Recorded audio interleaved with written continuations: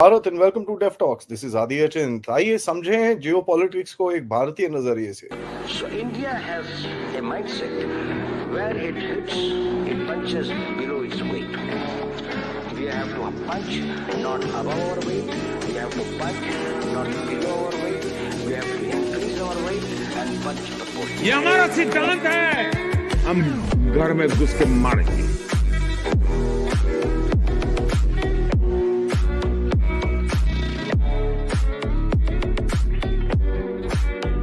You know, victims of terrorism do not sit together with perpetrators of terrorism to discuss terrorism. नमस्कार, जय हिंद, जय Bharat and welcome to Deaf Talks. This is Aadi Achint. हमारे साथ I have with me the pleasure of having once again after a long time Marshal JS Bedi, who will tell us what's happening with between India and China. काफी सारी चीजें हमने रखी हुई हैं. Let's take the discussion onto a different level today. Because normally हमारा discussion geopolitics पे रहता है. Let's get on to a little bit of a military tactics, military advantages, disadvantages, and most importantly, what does Bharat need to do going forward? अभी आप बढ़ रहे हो, धीरे धीरे करके बढ़ रहे हो. China is declining. That doesn't mean we need to slow down. Namaskar, sir. Thank you so much for joining in. Namaskar, Aadi. Always a pleasure being with you. Honor to have you, sir. Sir, let's begin with one of the biggest things. We recently got abhi naye air chief sahab aaye hain, right? And he gave some very interesting comments. He spoke good things and he spoke bad things as well. So, as a former deputy chief of the Air Force, what is your nazariya, if I may say, on what happened? What did he say? First of all, I think we started our what should I say, series for me with China, one major episode on China, where we pitched aircraft against aircraft, and Yes. weapon system against weapon system. Very long episode it was, and we are full circle and back on China, but we'll talk a little differently, I suppose, this time, with a little broader perspective, so Right. that we don't lose sight of what actually happens. You see, Air Chief, you say he said some good things and bad things. Air Chief never says bad things. Air Chief always Bad says in the good sense, constructive criticism sort of a thing. things. Let On me the lighter rephrase. side. Yeah. Okay, so what happens is now he must have said it in a what I think, like everyone else, you're referring to the statement where he said that okay, they may have technological edge, but we have better training, or their pilots are not that better trained, etc. Now I'm sure he answered it in a context. I mean, we are looking at it in isolation, then it may not really give the correct picture.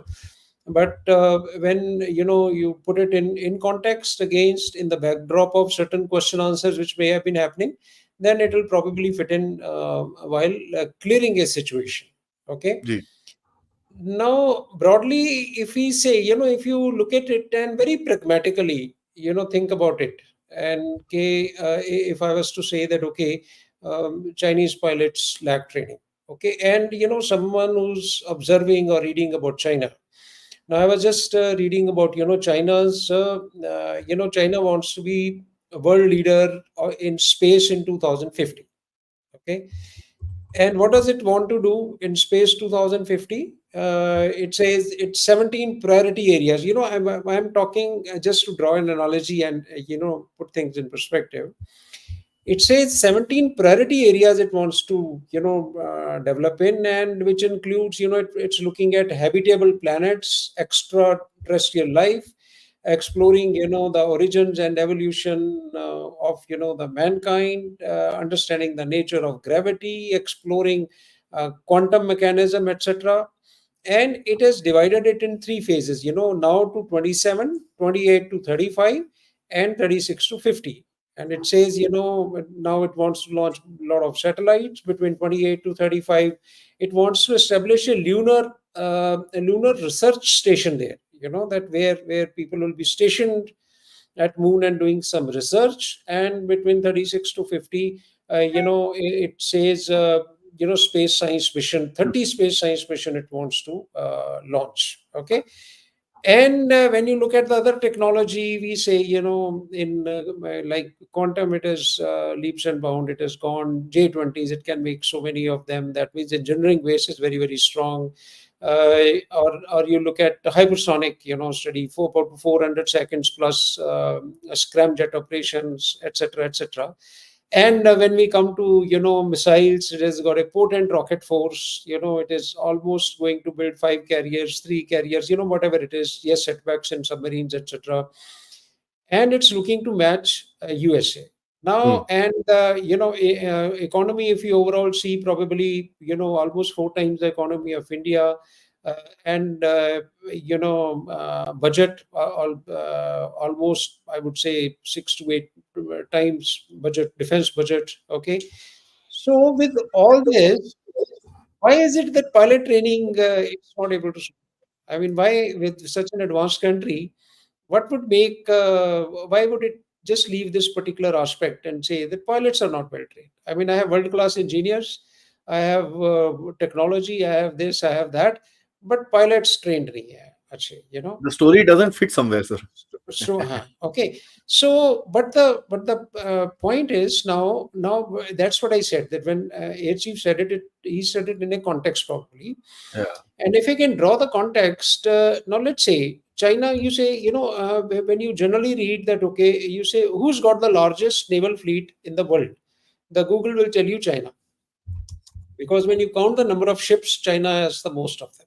Okay, the Hmm. number is very large, and we had covered it in one of our episodes. But that when it comes to quality, if you count the number of carriers, then there is no match. I mean, you can't compare apples with oranges. Just the number doesn't matter, right? So now what happens is, if I just draw a broad analogy, that let's say for Taiwan contingency, every time USA says it can bring its force in South China Sea. I mean, it has the capability, or at least aspires to fight China in South China Sea. Okay, just draw the opposite. That suppose, I mean, let's pick some country equivalent to Taiwan. Let's pick Mexico for that matter. That if suppose there was a Taiwan-like contingency in Mexico, then can China really put that much of power close to Hawaii for that matter, or there, the way USA can get it here? No, So sir. it's not, right? So they say that China cannot match USA like that. But the fact is that China doesn't have to match USA, because China does not have ambitions to go to Hawaii. It has ambitions to do what? It has ambitions to protect its South China Sea, that don't come and interfere here. So Dominate as it, long sir. as, no, yeah, Hmm. domination. So as long as it has got enough deterrence to stop USA coming there, and it has got that rocket force, it has got all other capability, that it can inflict sufficient damage over USA forces, and they can think twice. A lot of exercises have gone through, and in fact, bases like Guam, etc., they have done an exercise that it is difficult to project power on China mainland, or even close to that, by USA, because it doesn't have the number of refuelers it needs to do that. The kind Hmm. of force that it needs to reflect that. Okay, put there. So the point that I'm making is that, like, to deter USA, China doesn't have to match US. It just needs to create enough deterrence capability. And similarly, if we draw the conclusion, for India to be potent on its base, on its place, etc., it doesn't really have to match China one by one. It just has to Hmm. take it, look at advantage, and take talk of the deterrence that it can create, that China does not, unnecessarily provoke an air war, or a war over India, and we can inflict enough damage. Now, as far as the training is concerned, the point is, I would say, if I was to argue from the other side, I would say, well, they don't do exercises, etc., with foreign air forces, so we don't know. How are they flying J20? But I Hmm. must go by the capability of J20. I must presume that J20 probably would be flown the best way it can be flown. Okay. Now they don't do exercises visibly against, with Western forces, etc. But with the kind of AI development that one has, nothing stops you from creating those simulators, which can fly all sorts of aircraft that they can fly. There is enough data available, right? Yeah. But what happens is, there is a whole lot of difference between having simulated situations, because Simulators is essentially are for training. Even when you fight wars, even when you do war gaming, etc., they train you for war. You cannot really, have realistic situation as an exercise actually gives you, because like they say, in the fog of war there are a lot of other factors which come into play. What happens in simulator, you can, sudden weather deterioration, the way you can program in simulator could be very different, what it happens in actual scenario. Reality. Weapon solutions, the simulator gives you weapon solutions based on data, based on the algorithms that you have put in, based on the algorithms that you can feed in. So it Hmm. works on probability, and it tells you, okay, you fire 20 missiles, so many probability of hit you which you have fit in, and every time, let's say 6 out of 20 missiles will hit. But in actual case, it doesn't happen like that, because it's a very different scenario. So what happens is, overall, whatever be the capability like this, okay, but when it comes to training status, because we have done n number of exercises with the, foreign air forces, and our own training status that we have, that is what makes one conclude that our pilots are better trained than their pilots. And also, if you go to the training schedule, in how much time could they train a fourth generation fighter pilot, for example, right? So they almost took 6 years to do a few years back. Whoa. Okay, 6 years to reach a fourth generation fighter. And what happens is, because basic trainers were not could not really simulate for quite some time, there would be, theoretical classes, then basic training, then this, etc. And we were doing it quite fast. In fact, today, our pilots go from hawk training, like, they spend 1 year in flying training, okay, and then they spend another 1 year in hawk training, and off they go to the most modern aircraft, even Rafale and Su-30 aircraft like that. Okay, so what happens is, you have an edge over the kind of aircraft you have, the kind of training philosophy you have, because you're training with foreign air forces, you do imbibe certain things. Whereas China also has been trying. China has been trying to do that, because it always, got trainers from South Africa. And if you remember, there was a news item where all these European Union and America warned their expats, that Yeah. who we were just hiring it with phenomenal money, that, you come and train us. And these people, like me, retired, relatively younger, probably, I mean, I'm too old to do that, but let's say 50 odd year guy retired, and, you offer him very good money, he will come and train you. Okay, Yeah. so this is what they then realized, that knowingly or unknowingly, this used to happen in trade also. Knowingly or unknowingly, people have been passing on information to China, which happened, because when you're training someone and you will tell him, no, no, this is not the way to fight, this is how you should fight, then obviously you're giving out your philosophy, you're giving out your way of doing things, etc., etc. So the point is that, why I covered this, because people may have this doubt in mind, which because he didn't have time to explain all these things, that, why is he making that statement. But skeptics may think that, I mean, how, yeah, how is it possible that, a country which is so advanced in so many other things and is trying to match US, is can't even look after its pilot training well? That's true, I mean, sir. what's the issue? Yeah. Okay, That's true. so Mm. these are the basic. I thought, with a little elaboration, I must clear the air, that what he said is not wrong. Okay, but has to be seen in the context, that Context. Mm. why is it so that what we feel, because you see, what happens is, at his level, at chief of air staff's level, he gets briefings, he gets, briefed thoroughly on various aspects, he's not blind to what is happening, right? So if he has to conclude and make a statement, it is a very considered statement, and, weighing pluses and minuses, and to say that, okay, we have a decent training status, and if tomorrow required to be pitched against China in a particular theater, then we are not bad. Okay, and yes, May we I will ask? not. May Yeah. I just take a second here, sir? When you mentioned fourth generation fighter jet, and that's something which is very interesting to me, because China has recently started inducting fourth generation fighters, which is about, I would say, about 5-7 years ago. Before that, most of their fleet, which is still third generation.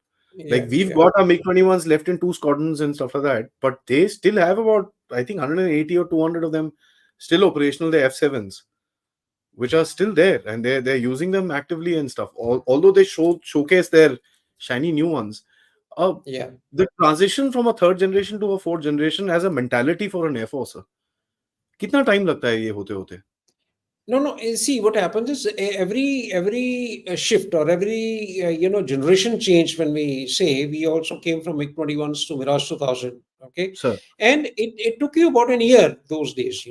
But what Hmm. happens now? We have the advantage of Hawk because it is an advanced platform. You remember we kept crying on AJT, advanced jet trainer, that we don't have advanced jet trainer. So now what happens is the transition is very quick because you're already introduced to these systems, which can in which you can leapfrog to this higher generation aircraft. Now you see what happens is, yes, you're right that they have old aircraft, all J series from there to J20, but there is a fact that yes, the production capability is large. The number of aircraft they can produce quickly is large. So even if they have old types of aircraft or something, that numbers does matter, I would say. And India does need more number of aircraft. I mean, there is no doubt about it. Okay, but there is a coupled issue. What happens, yeah, Adi? Another factor which we generally ignore these days is pilot to cockpit ratio. Okay, Okay. to cockpit ratio is that how many pilots are available to fly one aircraft. Now, generally, people think that one pilot, one aircraft, right? Now, there used to be times, when we were MiG 21s or MiG 23, MiG 27s, you planned on a certain sortie rate. You said that, okay, strike aircraft probably could fly 3 sorties in a day because their life cycles were very short. They required a hell of a lot of servicing, etc. Now, these aircraft actually have no limitations. These modular concepts and the automation is so much that, aircraft talks to you, talks to the engineer. It knows what is wrong. You basically can just have a quick glance, something got unsearchable. There are modules. You remove one module, put another module, refuel the aircraft, see everything is okay. The system tells you I am okay. Off you go. So what happens is you are not going to be limited by the number of aircraft. You are going to be limited by the number of pilots because after all, there is a limit to the duty hours that you can be. You Hmm. need almost 1:3, 1:4 pilot to cockpit ratio, because there will be attrition also, etc., etc., right? So now when we see to in China also, the pilot to cockpit ratio, I mean, what my research tells me, combat is just about 1:1.2. So, Yeah. I mean, this is what, because I was particularly interested in knowing this, that, how many pilots can you field on this aircraft? Now, this ratio may appear low because they have too many aircraft. If you reduce the number to half, then, which is still sufficient probably to counter in a theater against India, it will jump to 2.4. In our case, we are probably a little more comfortable in that, and we keep our pilots updated, in various ways till quite late stage. People are quite current in flying and can be quickly inducted into the stream when required. So you can generate comfortable pilot to cockpit ratio, though not optimal still, but probably in a better way. And then, of course, we have the airfield advantages. We have covered it Yeah. earlier that, That's there. low altitude airfields, more Hmm. number of them spread across the border, etc. So when you combine all these things, that you can take off from a comfortable airfield, you can do things that probably which all the modern air forces are doing, and we are faring very, very well.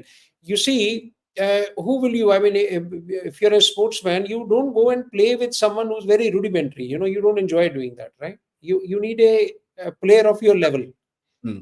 right? Otherwise, there is no fun in playing a match. Imagine your badminton or squash or whatever it is, 1-to-1, let's say, okay, or even a group game. You don't want to play with someone who's not really worth it. So if all the foreign air forces are dying to do exercises with you, it is not for nothing. I mean, they find the value of your pilots really, really good. I mean, they also get to learn things, and you are at par with what they're doing. So if you're at par with the training status of people who are, trying to influence the world at out of area contingencies, interoperability, etc., etc., then you are I think doing well. So this is what, just I thought I'll spend some time Yeah, explaining the correct. statement of Excellent. chief of their staff, that in what context to see it, right? This opened my eyes. Honestly, I didn't know certain things that you kind of brought about, and I think I'm sure the audience also didn't know.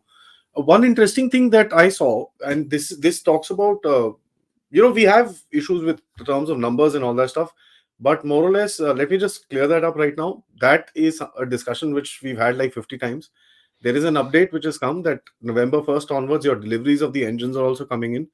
So post that, I'm sure that the pace will pick up, and we're getting about, I think, 28 engines, which is going to come. That's the rate. Previously, they were talking about 8 to 10 or 12 engines. Now they're talking about 28 engines in a year, which is a solid, this thing. And I think we should be able to actually cover up, hopefully, and with fingers crossed, we should be able to kind of come to a par. So we'll leave that discussion aside. What I want to talk about, sir, is the factor that there was a balloon incident that happened in the US, right? And the US took photographs, they did that, this, that, and the other. I'm sure everybody around the world would have been saying, "Yaar, ye kya hua hai? Thoda details do, this, that, ye, wo, and everything." But here we have India, who came out and said, "You know what? We simulated that thing.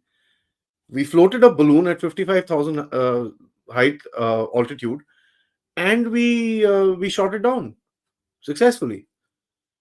So that gives me an idea of a certain level of preparedness, thought process, and planning. How does the Indian Air Force do that, sir? Because this is really interesting. I was really shocked when I saw that. I'm like, whoa, okay, this is impressive. Yeah. Within 3 4 months, you've not just created a platform that can go that high up. You've created that, floated it up, done your test trials, and then gone ahead and shot the damn thing down as well. Yeah, see, Adi, you're right. See, what happens is, if you take the US balloon scenario, it appeared out of nowhere for them. They probably started citing it somewhere, and then, they realized what was it doing. It flew over their technical situations. Their whole air defense command, etc., was at loss. I mean, I don't know why does it happen with most advanced air forces. I don't know what must have happened inside, who all knew about it, but that's what the literature tells you, or the publications tell you. Then it took F-22, sorties to go and launch Abrams and things like that. Now, what happens is, what India does it. India did, probably, while, newspapers or anyone can play it, that, okay, because that was a Chinese balloon shot down. Okay, we say, okay, we are telling China that, oh, see, we can shoot down your balloon. It's not necessary that always Chinese balloon will come over you, right?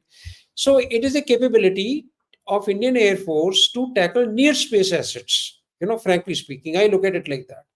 Because now tomorrow we probably did an episode on airspace. Now, what happens is, your normal aircraft can go only up to about 15 to 20 kilometers influence. Okay, 15 kilometers probably, that also on the higher side.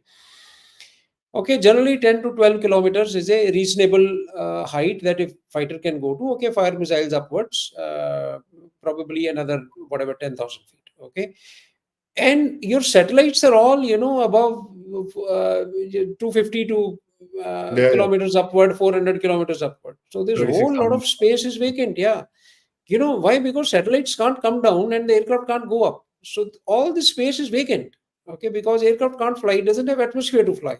Okay, I mean, incidentally, I think I made earlier also this statement, that this space, why this is peculiar, because aircraft does not have enough atmosphere to be there, and satellite has too much atmosphere to be there. It's a dichotomy. Satellite needs complete vacuum to travel.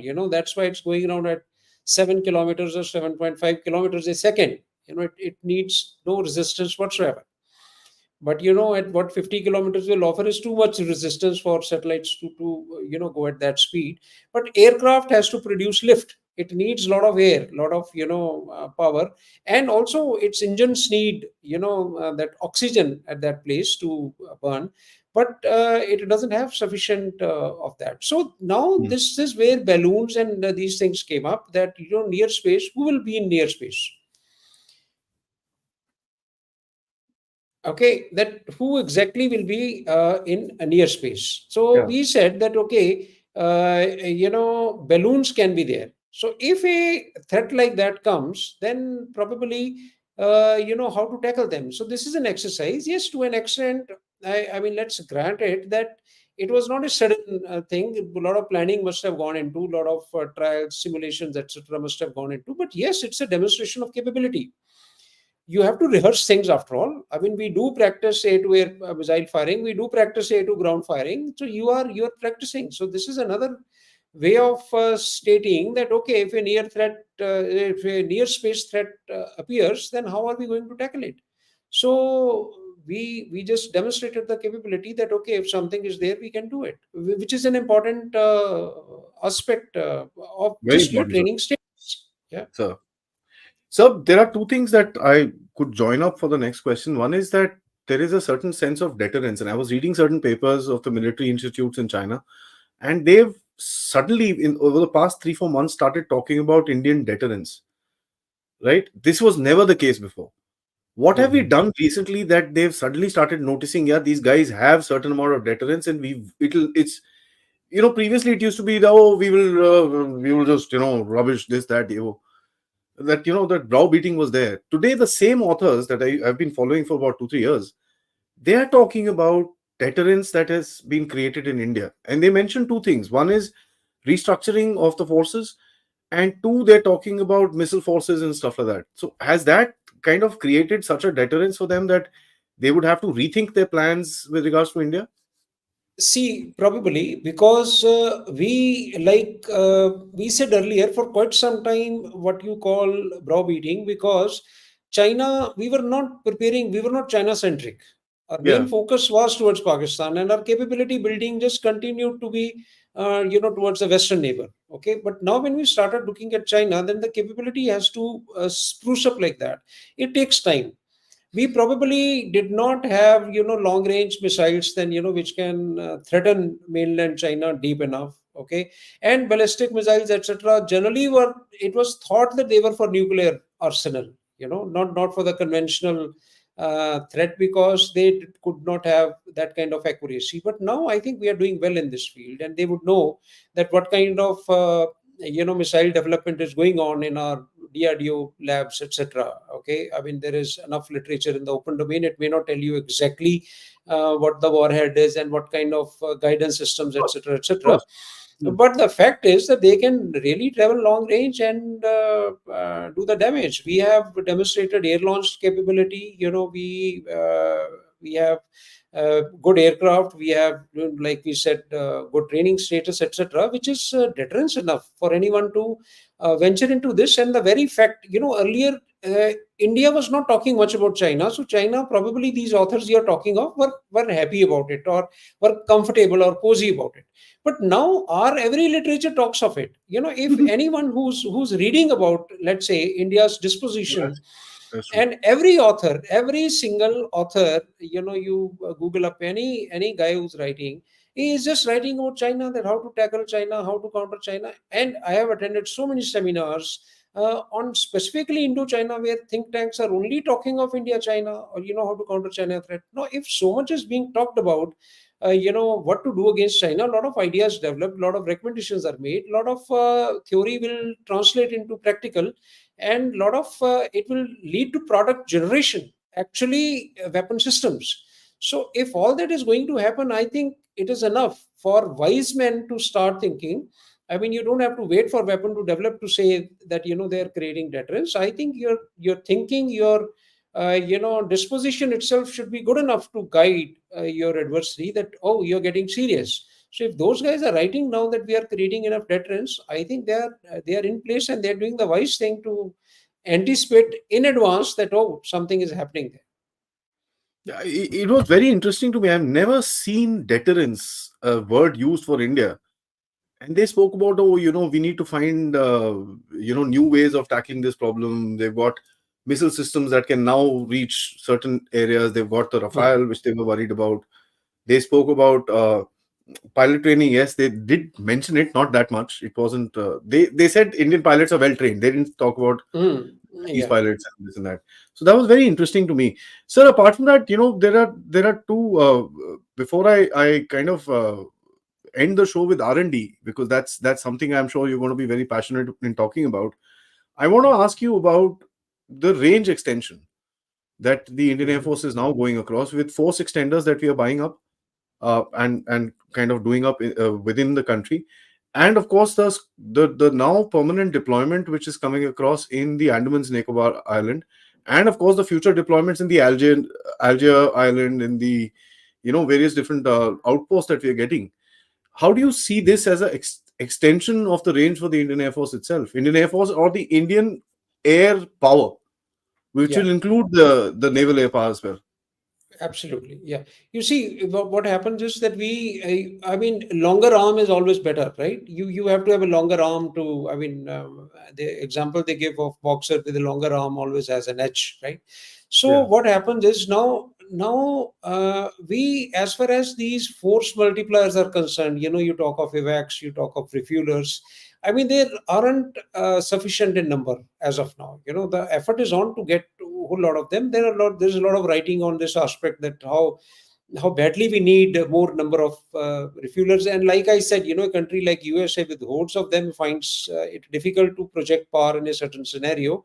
Then I think we are definitely well short. Okay, but now that procurement is on the cards, and it will follow certain priority areas, etc. But it is on priority. It's just question of where does it fit in.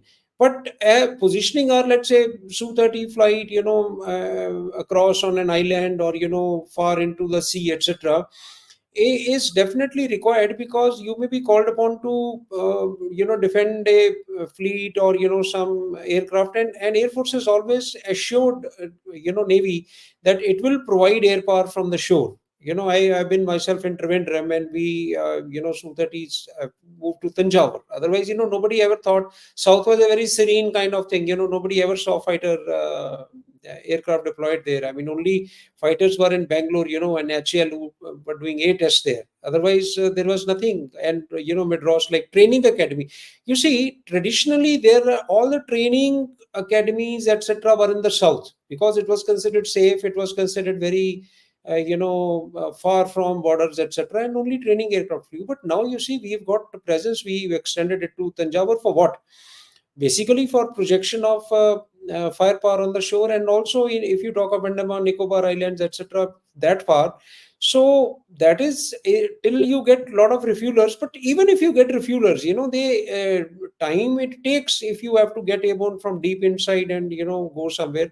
So presence of these aircraft, high tech aircraft, upfront, wherever you can, is very very important. And we talk of Lakshadweep islands also, development of those things. Everything just falls in place because of this only. It's very interesting. And the last question, of course, have about R&D, sir.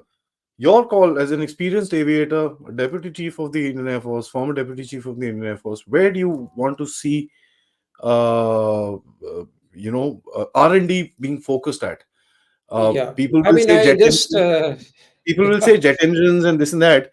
One of the good yeah. things that we've done in the past, sometime, I think, since you and I have started interacting, is that our drone industry has taken a leap and a bound, which we didn't think could happen. They've done well. R&D has Mhm. happened, this and that and the other. But aviation R&D, what do you think we should do going forward, sir? Yeah, I mean, just since you said it second time now, Deputy Chief of Air Staff. Unfortunately, I mean, I wasn't one. I was Director General Inspection and Safety, and I had, for inspection. I mean, you looked after health of the Indian Air Force. Like, I Yeah. was interested with looking after the operational capability, or Hmm. auditing the operational capability of the Air Force. I think you might be mistaking with Deputy Chief of Air Staff, because we currently have Air Marshal Tejinder Singh as Deputy Chief of Air Staff. I don't know whether you saw sick of this photograph and sort of making it No. with me. Not that doesn't matter. I mean, Yeah. I was equally an Air Marshal, but I mean, we know all the things. Now,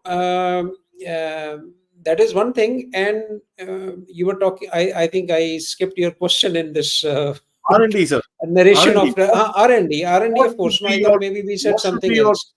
what should be our focus going forward? Uh, See, R&D you can't do without it. Now let's say you talk of what is happening. In this whole thing, if we talk of, let's say, China equation. Now, where is India? I mean, a bit of geopolitics. If you say, how is India placed? India is very strategically placed in the sense whether you talk of U.S. China rivalry. You take a rivalry of U.S. China, and India finds a prominent position, right? Because US needs India to make it some kind of potent adversary against China. Okay, now you come to friendship.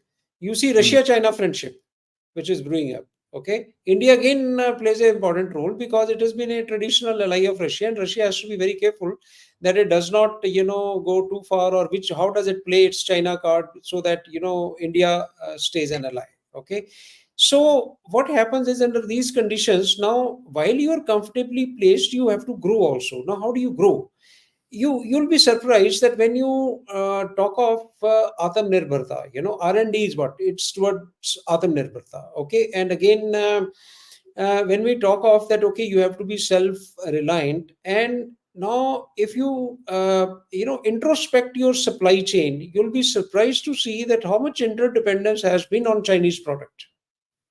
When you world over, in fact, why India, incidentally, when COVID happened, that is when you must have heard of a new term like decoupling China. yeah. Decoupling China means the whole, not European Union, USA are thinking, okay, you must get interdependent from supply chain of China. And this wisdom dawned during COVID, that when Chinese factories shut down, most of the Europe factories also shut down because there was nothing coming, and they realize that how to get over it. And now in India also, when you talk the trade balance, okay, trade, if you talk between India China, has grown continuously, at year on year at the rate of 1.5%, and if you take a certain year, it grew almost 90%.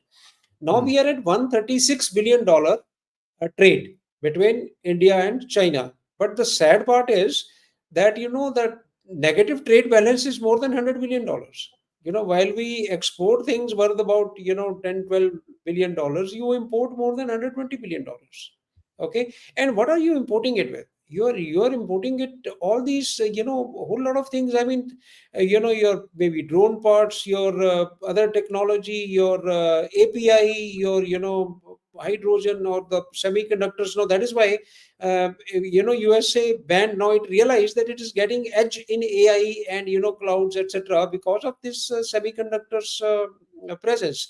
So now that ban, they say that overall it will affect China's economy almost by 2.3% of its GDP. I mean, if it's not able to have that edge with semiconductors. Okay, as far as our R&D is concerned, now we are probably far away. Our R&D budget is dismal. It's 0.644% of GDP. 0.64%. Okay, whereas China's R&D budget is 2.41% of its GDP. Now, if you put these two together, for a GDP which is four times your size, if you have even four times the percentage of that GDP over your R&D budget, so de facto you are having 16 times R&D budget of a country. Okay, which is a huge thing. Okay, and what happens is, I have heard in many of the conferences and seminars, private industry is also not putting in too much money into R&D because it's a catch 22 or a jumbled up game. Government is not able to spend or spare too much money for R&D, and always encourages that, okay, private players should come forward and they should spend in R&D, or contribute in R&D. And when you talk to private guys, he tells you that it's a shareholders money. And how do I put it in R&D with create some product which fails and you don't even buy it, because our procurement processes are like that. They don't buy concepts, they buy products. So correct. unless you show a product, no one is interested.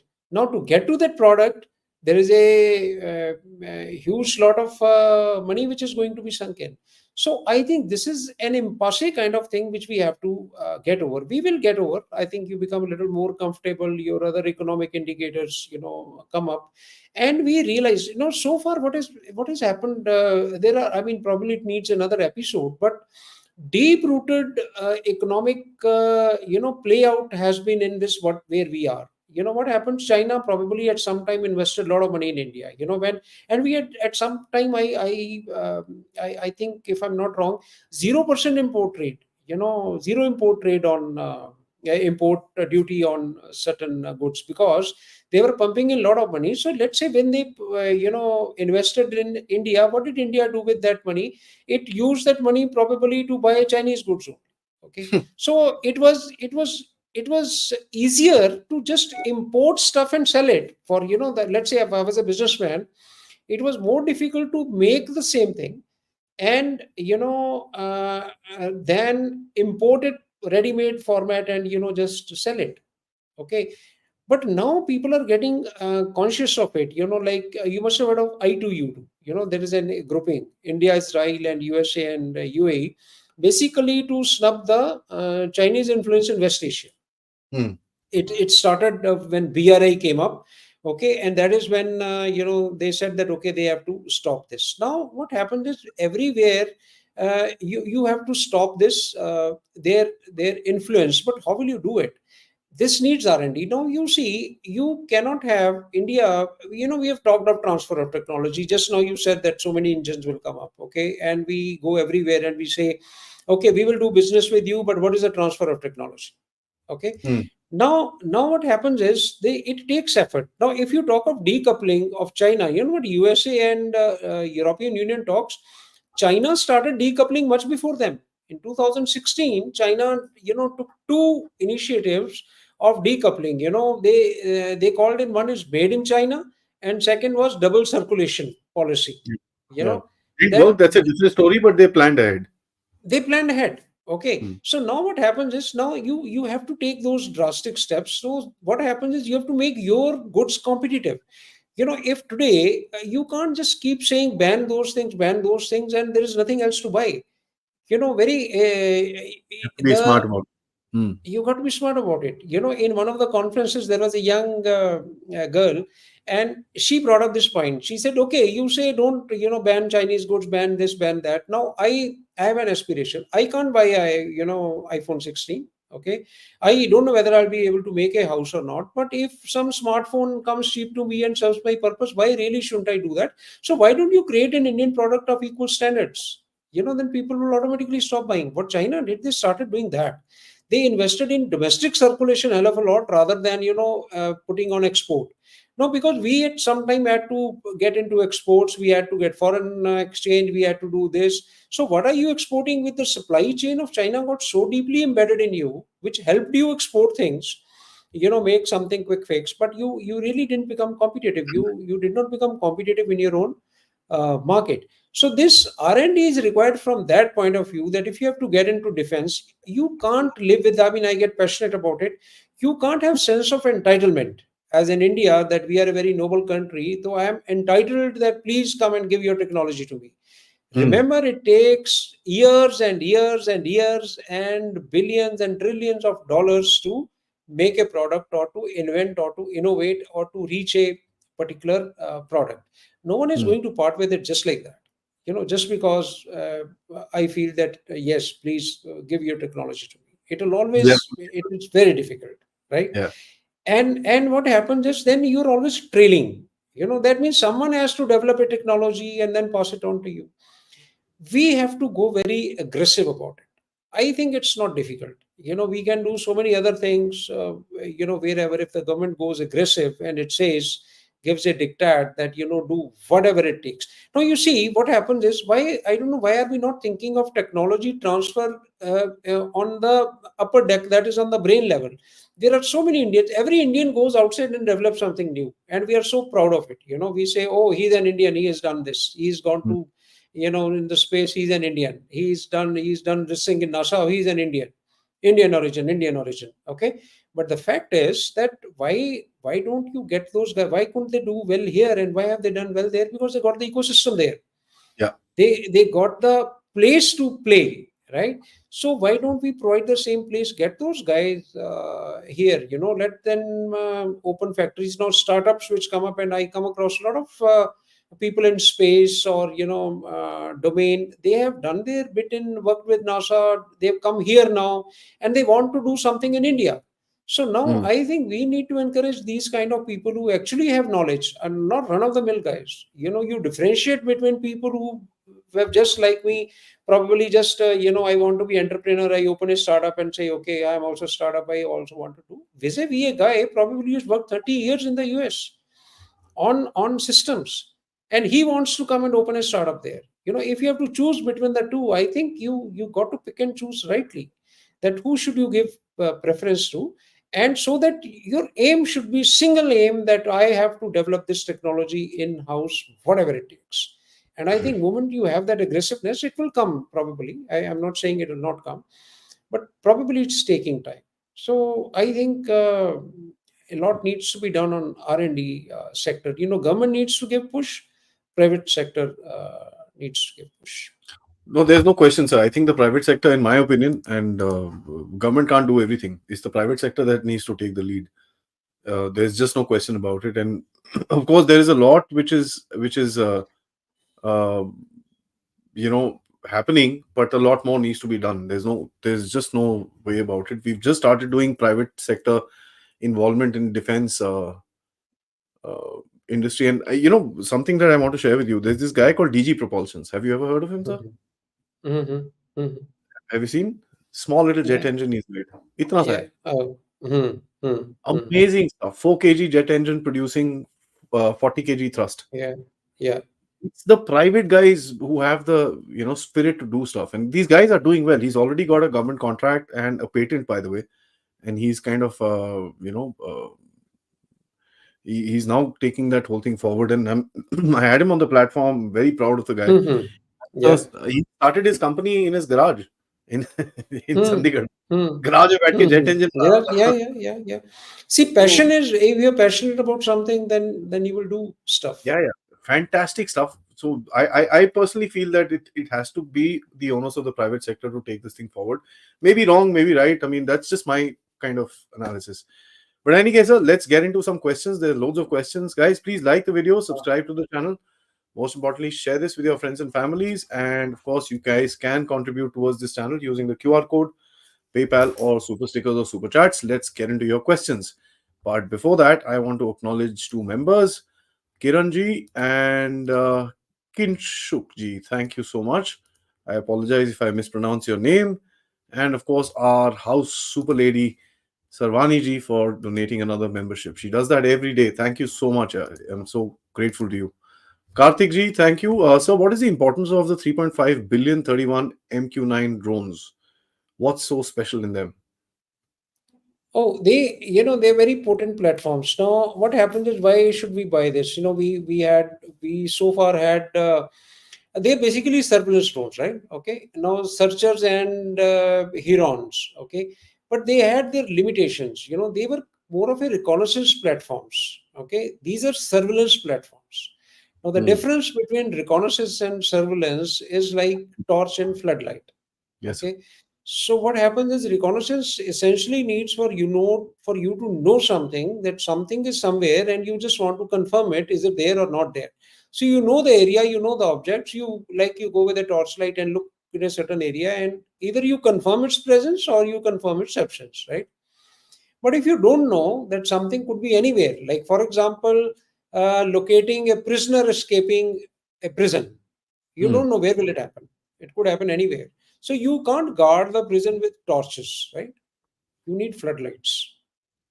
So if with this analogy, I would say that these guys, the capability they will provide you is like of floodlight. Now, why not satellites? See, what happens is satellites have the revisit problem. They are not all the time there, and their electro optical cameras, being too far away, cannot see at night, and we do not yet have IR imaging satellites. IR satellites are there, but they are used for weather phenomenon, etc. Because you can't have an IR signature at 400 kilometers that's specific to give you silhouettes or very fine resolution, right? So where is an IR source from a Reaper, where about 30,000 feet or 40,000 feet will give you very good picture. Okay, wide field of view, a lot of area, long endurance. So you can monitor a area for hours together, at one go. So and why do we need this surveillance? Adi, people, we all know that, okay, let's not go back to 62 or something, but we somehow, it is a fact that we have been always surprised. You Kargil, we got surprised. Galwan, we got surprised. Okay, something we got surprised. Because why? Because now in hindsight we say we got surprised, but the fact is there probably a lot has been written about it. Gaps in surveillance, etc., etc.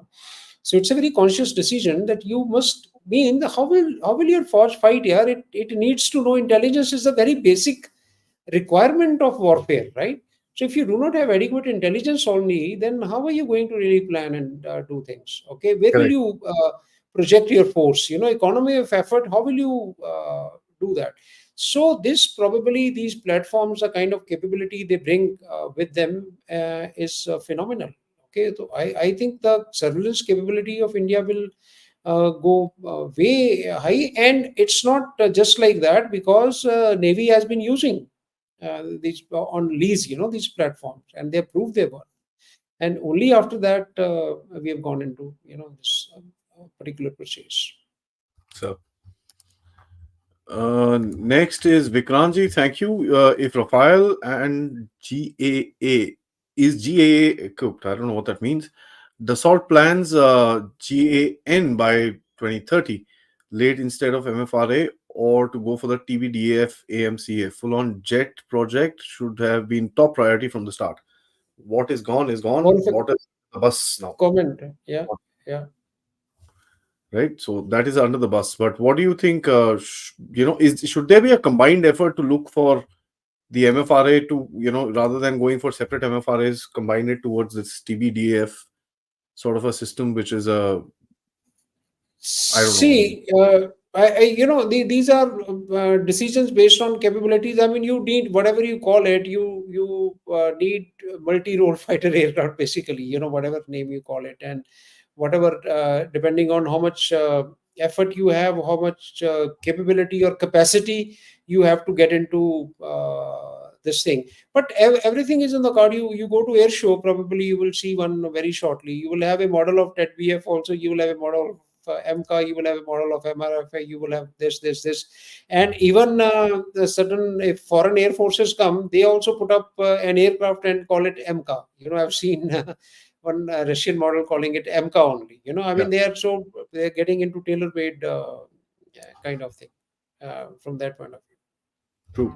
I mean, that was more of a comment. I think nothing much to answer in Yes, that, sir. right? MFRA, sorry, Parthaji, thank you so much. During ex Tarang Shakti, did pilots swap aircraft on the joint training? Which country comes closest to our diverse US plus EU plus Russian plus Indian aircraft? Lots of them, See, actually. Middle East is full of yeah. stuff like that. Mhm. The Middle See, East is full of pilots. stuff like that. The Chinese are full of stuff, mixed aircraft from Yeah, all yeah. around the world. Yeah. So, No. He says pilot swap aircraft means, I don't know whether you mean whether a Rafale pilot, could fly F-35 or that way, but that's not how it happens. Whatever aircraft they get to fly, people do exchange pilots in trainer aircraft. Like air experience sorties, and to fly things like that. But otherwise, they fly together. Okay, and which country comes closer to our diverse, that is US plus EU plus Russia. I mean, they all of I think they're all comparable. We are technologically very comparable now. I mean, US of course is much advanced, going into fifth generation aircraft. But now I don't know what, when we say we, I mean, if you're talking of Tejas, then obviously we need a lot more to do. But other aircraft are purchased from these countries only, so they will be closer. I mean, those countries do come close to that. I mean, Su-30 is Russian aircraft. The Rafale is French aircraft. Mirage 2000 is French aircraft. So they are of those origins. So I don't know nothing Indian about it. So if you're talking of LCA, yes, we got to cover ground, but these aircraft belong to those countries anyway. So we are close to that. Sarvani G says, thank you so much. Firstly, sir, do you see defense systems changing and benefited with recent inauguration of Paramrudra supercomputers? What are the possibilities in defense? See, supercomputers always like, computation there is something called, in warfare called OODA loop, observe, orient, decide, and act. And all the defense forces, everybody is trying to shorten this. Means from the time you see something, the time you take to act on it. Okay, that means I see a target, I see one target, it's different. I see one target and I have to decide, should I attack or should I not? It's a binary option, right? Yes or no. But the problem comes when I see 100 targets, but I can strike only five. Now I need to know which five. Okay, or in the aircraft, I'm sitting in the aircraft. I have, six targets being projected left, right, center. Which is going to endanger me most? Okay, I'm saying this is what the computation does. What is a supercomputer? When you call super, like a superman, a person who has more capability than man, right? Or additional capabilities. So he's very fast, he's very powerful, he can do things that a man can't do. You call it superman. So now supercomputer essentially has a hell of a lot of computing power. Okay, and in the future when we will come to quantum computers, they will be covered in our quantum technology. What will they bring along? So in warfare, they will definitely have a lot of application, because all your AI systems, all your decision making systems, all your war what do you call, your algorithms, etc., will all run on these. So tomorrow, when I am doing analysis of target system, I am doing analysis of where should I go, how should I go, what are the weapon system deployment, etc., etc., and we are going to use our own developed tools, then you need to compute information very fast, and that is how this will help. Definitely has got a, they have a dual use. I mean, there will be a lot of other applications, but yes, of course, defense applications will be there, no doubt about it.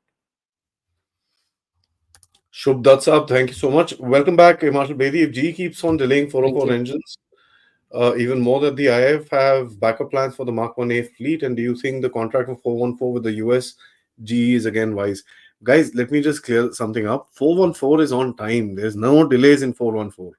It's actually before time. The factory is supposed to come up. It's actually coming up pretty fast. There's nothing wrong with the 414s. The issue is with the 404s, where they're trying to play some politics. So let's get that fact clear. And as I said in the middle of the program, they've said November onwards, they will start delivery. Alternative, sir. No, alternative is like we said, our own engine. Yeah, Kaveri should be the alternative. I don't think you should look anywhere else. And we are very close. Okay, it's just, I mean, you reached plus 80, 85, 86, 87, whatever. That's a good number. I mean, you just got to cross that magic figure of 90 or 92, 95, which can power an aircraft decently. But that takes time. We now. As far as that is concerned, we are even limited by test facilities. You see, I mean, we don't have test beds for that kind of rating here. We don't have an airborne test as it is, airborne test bed. Okay, so that will take time, but Kaveri is the alternative, and 404 also, to an extent, we had, in fact, I don't know, some engines delivered before the aircraft came up. There were engines packed. Okay, and 95. aircraft were waiting to come up. Yeah, and the thing was, sometimes there used to be situations that where some engine problem, or some, you need an engine, and you had to decide whether should you take out a new engine and exploit it, because they were against number of aircraft, whether then will the new aircraft should have an old engine, etc., etc. So, but problem hai, Adi, the point is that There is a as long delay. as you remain dependent on these things, then arm twisting can happen. Then it's a give and take, because your whole Can fleet is dependent on this. You see? can नहीं sir, arm twisting is happening. Yeah, yeah, 404 में yeah, तो बहुत arm twisting चल रही है. yeah, They, yeah, yeah. before we signed that SOC agreement, the supply, I don't remember the full form, SOCO agreement with Rajnath Singh Mm, ji, who went right now, they were delaying it. After we yeah, signed the agreement, when we also turned down the volume of their artillery supply and all that stuff, we reduced the quantum. So don't do this. When we yeah, said, and then when they, from a supply rate of 10 to 12 engines a year, they've now gone up to 26 to 28 engines a year. yeah. Either GE did some jadoo ka chhadi and is bloody doing some funny things, or it was plain and simple politics. So that's something which all of us, we know. Or saffron. Oh, absolutely, sir. Absolutely. Okay, Em- because saffron offers, and he says, okay, give me the opportunity, I'll come and make it for you in India, etc. Negotiations are on, And sir. Let's see. Yeah, so then you know that there is a choice, and now I mean you know that bargaining power is gone probably. True. MPC Saab, thank you. You say, what do we need more of to supply troops in high altitude theaters? Do we attach LIDAR radar to air patrols to update border maps? Border maps are updated. We supply, to supply troops in high altitude area, a lot is being thought. Army is going in a big way for asking for drones. We Yeah. eVTOL drones. Recently one kind of challenge. They call this Aditi challenge and IDEX challenge. People are aware of. Are you aware of IDEX and Aditi challenges? IDEX is Indian, Innovation for Defense Excellence, and only the funding was limited in that. So they came out with this Aditi challenge, which is acing of defense uh, innovation and technology, like that. Okay, there's a full form of Aditi. Okay, and there the funding is up almost up to 25 crore. Okay. Now, what happens is they have asked for eVTOL, that is electrical vertical takeoff and landing aircraft, so that you don't need runways to take off from, and drones to replace mules. Okay, but the fact is the altitudes that we have are very very inhospitable. For a machine to prove its worth and carry payload, worthwhile payload, is the problem. Now either it can fly or it can carry payload, but a lot of people are working on it, and that will be the supply chain answer. Okay, as far as radars are concerned, I mean, I think we have decently positioned radars, and like these I mean our unmanned platforms, etc., etc., are doing a decent job. We have surplus, but there are places, the especially LOC or LAC situation, where it could get difficult, because these aircraft, if they cannot fly very high, then you can't go very close to border because of the peacetime restrictions, then there's a limitation of surveillance that you can undertake. True, sir. So, but I think there's not a real problem in that. So there are a few more questions left, sir. We'll just quickly finish them. We've already crossed an hour. So, Pinaki Mukherjee ji, thank you. Seems 257 is the best choice as of now. Anybody's guess. I Anybody's think, guess. yeah, no, whatever works is good. Partha Saab says, thank you so much. While countries are busy talking about fifth generation, isn't it equally important to focus on our own Navik? Our Navik is launched on the 23rd, 29th of May 2023 already. What will even a 10th generation do with it if the GPS is down? Absolutely, no doubt about it.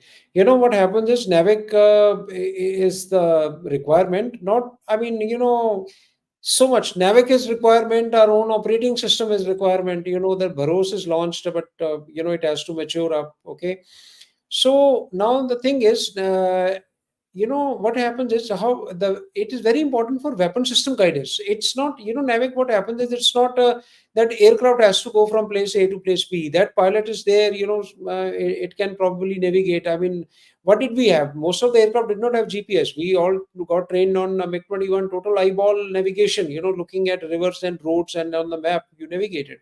So it's not a question of pilot. It's more required for weapon system. Your weapon system have iron GPS guidance. So if your BrahMos works on inertial navigation system and GPS system, and inertial navigation systems drift, they drift big time. Big time means may not be so much for an aircraft which has to land up over Delhi. It can land up over Delhi or Gurgaon, doesn't matter. He will still see the runway. But it is the weapon system. If it lands up 50 meters on one side, you lost the complete value. Imagine a $30 million missile. It does not hit the target, because your GPS was not available and your inertial navigation system drifted. Yeah, Big that's problem. That's true. Okay. So, but NAVIC, of course, we not, we do not have enough satellites as of now. Now you talk As of GPS, your 30 plus satellites, Bedu system or other European systems, Galileo, large number of satellites. But whereas NAVIC, we made a beginning, but the point was that we did not want to now cover the entire globe, It's a there's combination some of geostationary and something, because certain area we wanted to cover our continent. So it's a some combination of geosynchronous. geostationary satellites. Yeah. Some large number of satellites abhi approved हुए हैं ना for them to be Yeah, yeah, launched, yeah. right? The CCS has now approved, it was in the news, 52 satellites, Cabinet Committee of Correct. Security. Correct. And it will be combination, I guess, of various capabilities. You may have EO, SAR, RF, etc., etc., to bring in various capabilities. And hopefully they get launched soon. But then again, we need many more. So To have decent kind of surveillance, you need a lot of satellites. The quick no, revisit time. Yeah. there's no question, sir. Uh, PT Oh. Oh, PTI Tejas. Thank you so much. Recently, I visited an Air Force Station Jamnagar on Air Force Day celebration. I asked one of the test pilots what was the most hard landing or G-force. He replied air fueling, especially on Jaguars, as pod is in such a place is more tough in the night. Your views? No, no, G-force. I think the lady is confusing. If What happens is, G-force has got nothing to do with the, refueling pod. I mean, I don't know. Two are not related. No, no. He's Okay. asked whether landings are difficult or G-force handling is difficult. The pilot said, no, no, all this is easy, but Okay. refueling Okay. is I'm more. sorry. I'm sorry. Yeah. No, it depends on at what stage the pilot is. You see, who did he end up asking question? If the same question, let's say you ask a person who's learning to fly, he will tell you landing is the most difficult. Okay.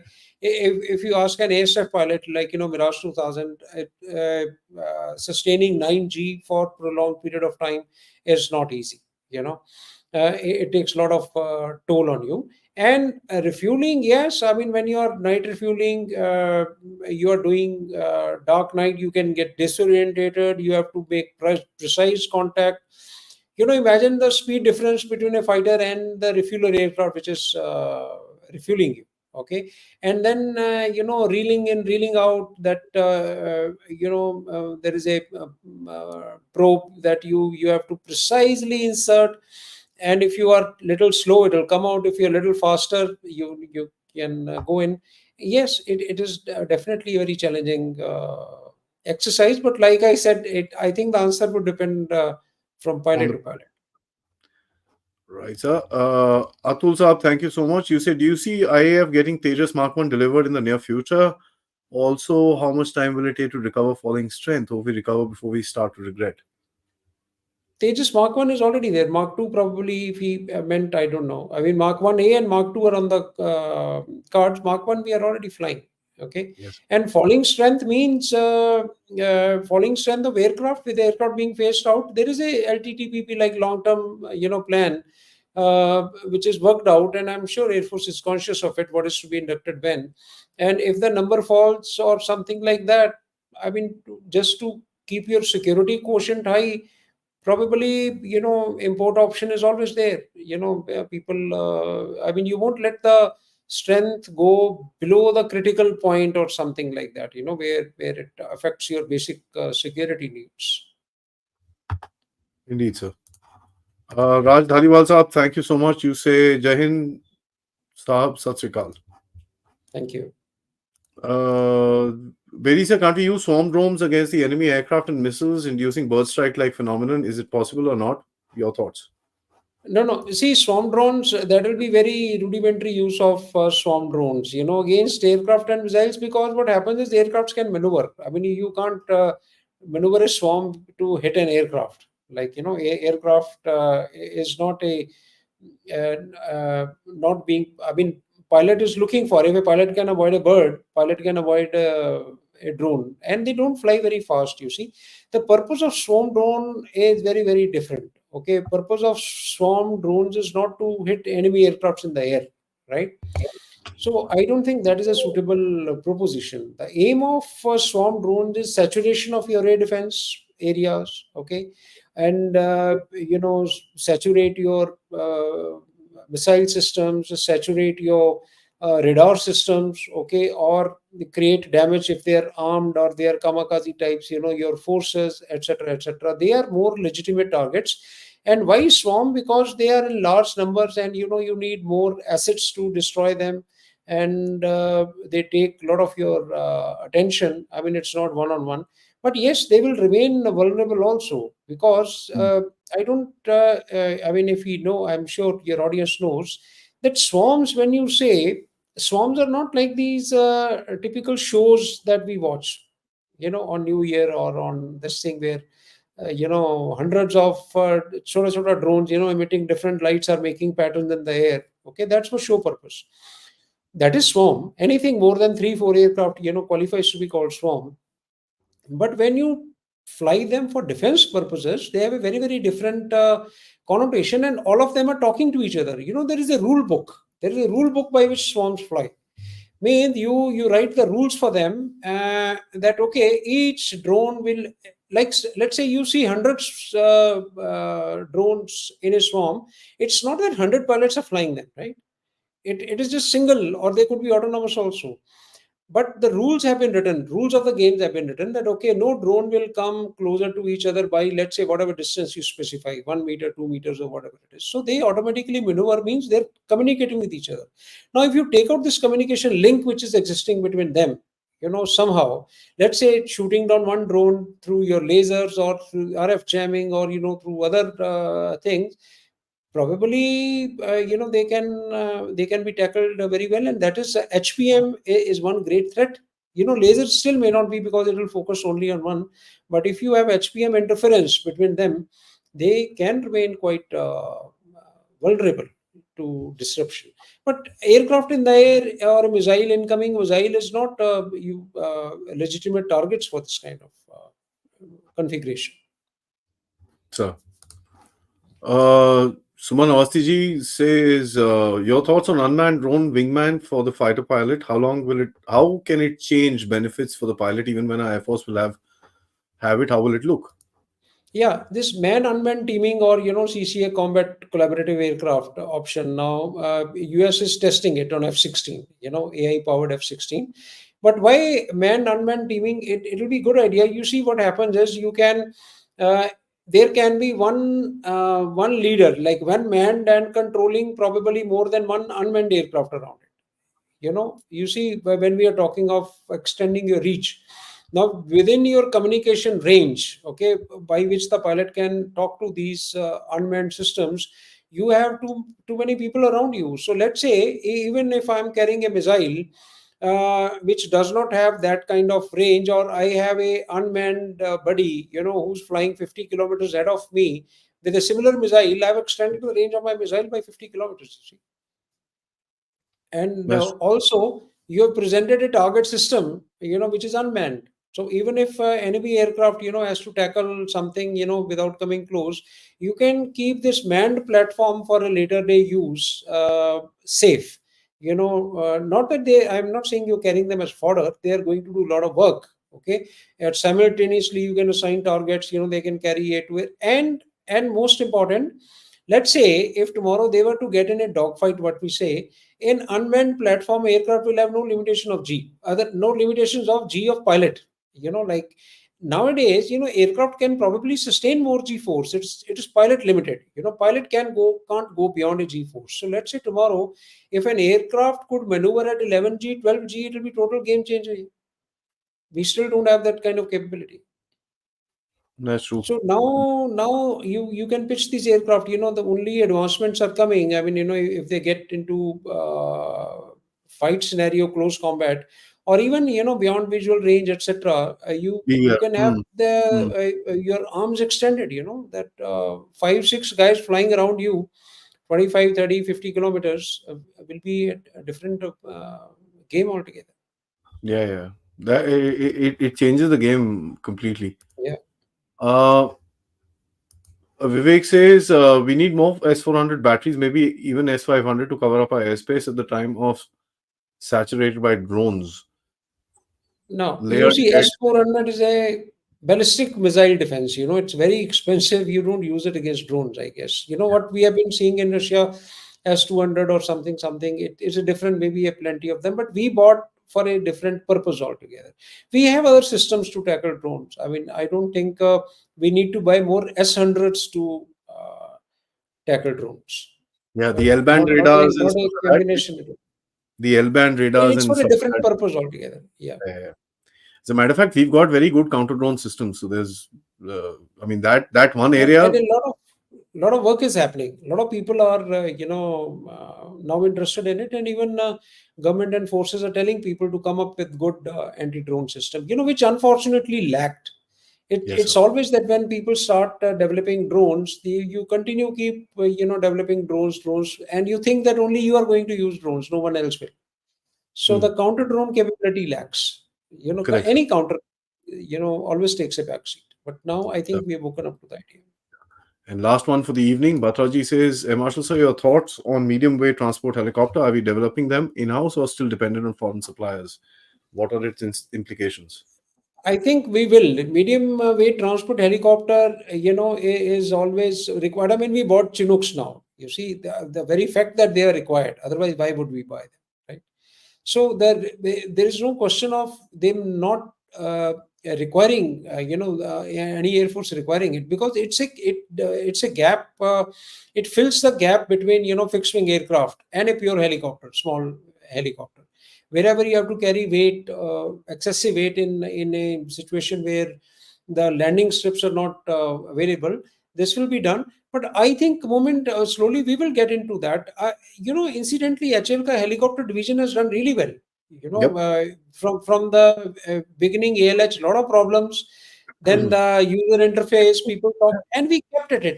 This is what R&D or something. You see whenever we do that X series episode, you see how tests are done, how they fail, how you keep at it.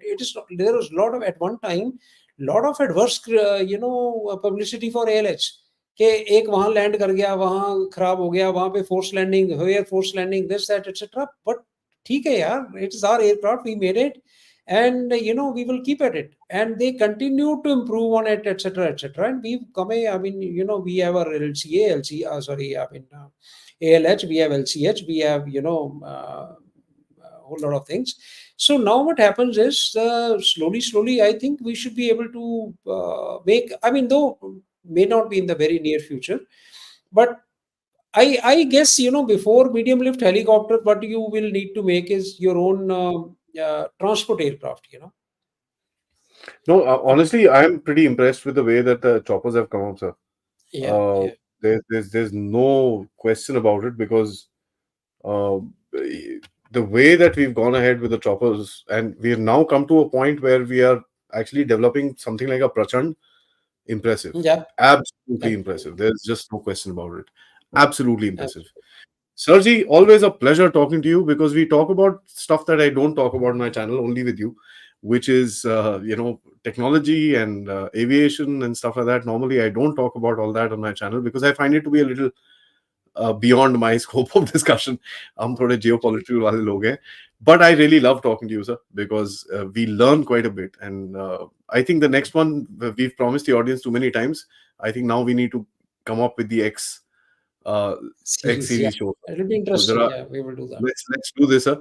I'm traveling Yeah, next week. The week after that, probably we could figure out and do yeah. this particular show. So you have compliments saying you're very young looking retired air marshal, sir. You don't look a day over years of age. So there you go. No, no, no. Thank you so much. Thank you, sir. Thank you. Jai I, Hind. I think your talk keeps me young. Thank you so much. Pleasure's all mine. Thank So you. then we should do one every week. Yes, yes. Thank you Sure. so much. Bye bye.